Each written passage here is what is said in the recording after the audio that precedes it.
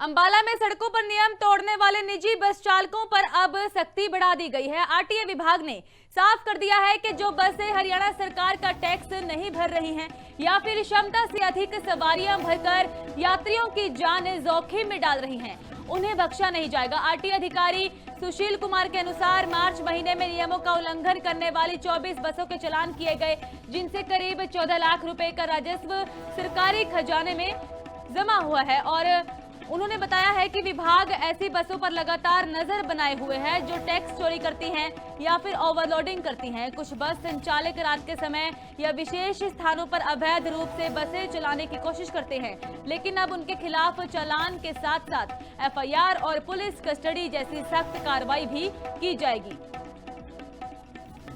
देखिए, ऐसी बसेज जो हरियाणा का टैक्स पे नहीं करती है अथवा जो कैपेसिटी से ज़्यादा सवारियां भर करके लोगों को परेशान करते हुए यात्रा करवाती है और जिन बसेज में किसी और प्रकार के डॉक्यूमेंट की वैलिडिटी समाप्त हुई होती है, ऐसी सभी बसेज पर हम लोग लगातार निगरानी बनाए रखते हैं।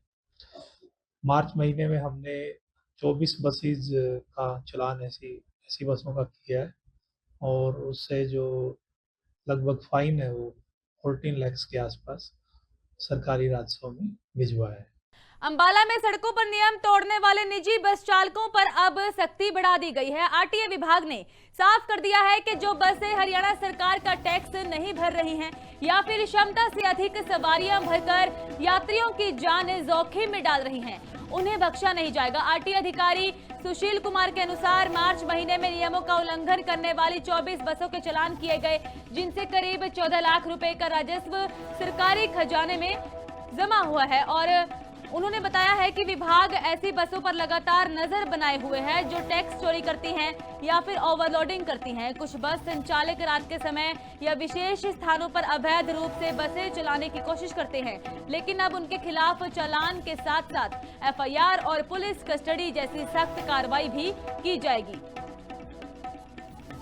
देखिए, ऐसी बसेज जो हरियाणा का टैक्स पे नहीं करती है अथवा जो कैपेसिटी से ज़्यादा सवारियां भर करके लोगों को परेशान करते हुए यात्रा करवाती है और जिन बसेज में किसी और प्रकार के डॉक्यूमेंट की वैलिडिटी समाप्त हुई होती है, ऐसी सभी बसेज पर हम लोग लगातार निगरानी बनाए रखते हैं।